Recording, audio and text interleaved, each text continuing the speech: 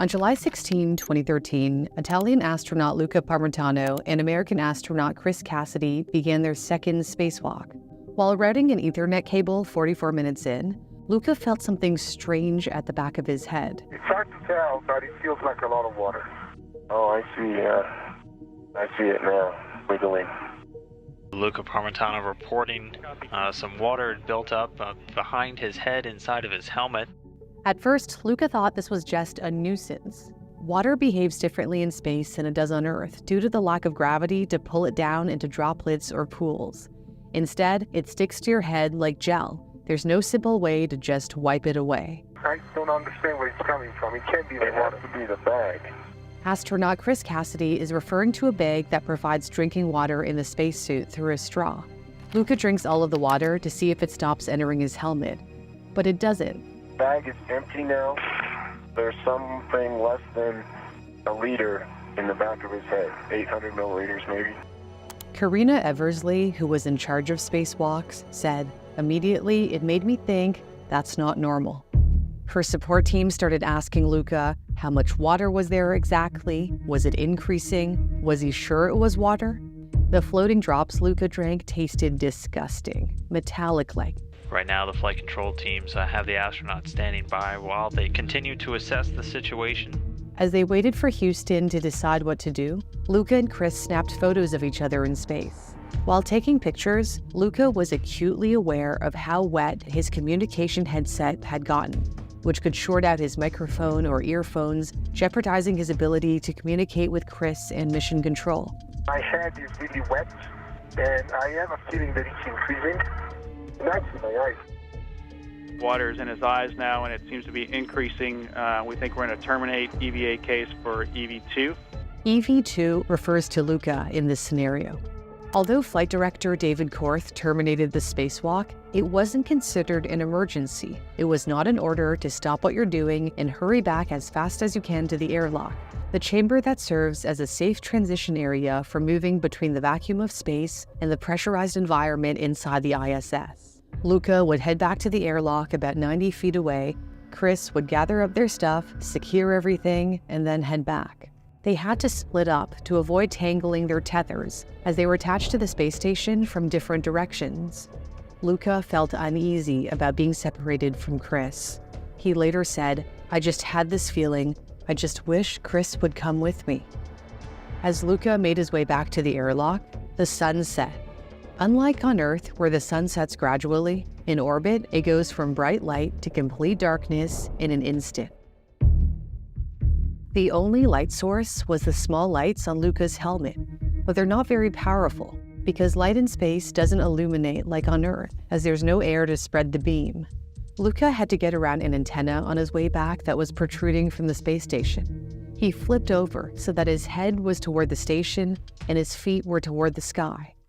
Suddenly, blobs of water covered his eyes and nose. Luca recalled, "In that split second, I knew I was in trouble. If the water continued to accumulate, he would drown." Imagine walking around with your eyes closed in a fishbowl. Really, that's what was going on at the moment.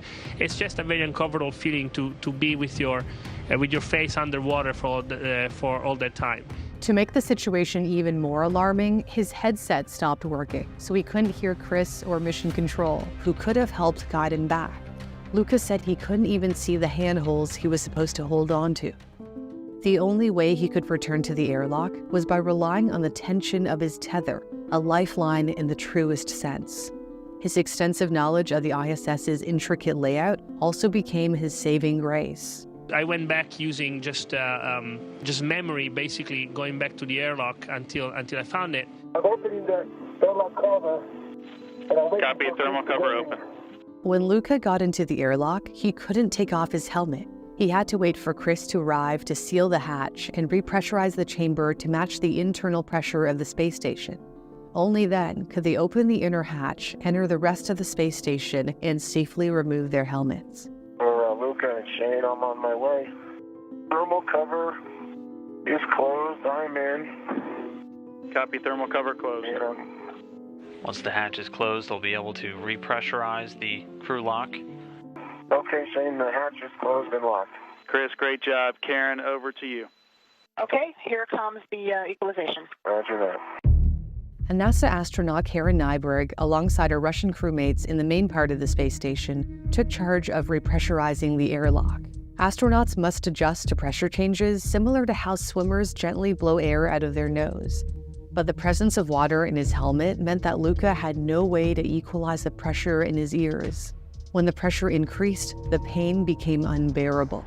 Luca tried yelling as loud as he could to send a message to Karen to slow down the repressurization, but his comms device had died again. Hey, Luca from Houston, how you doing? Give us the status.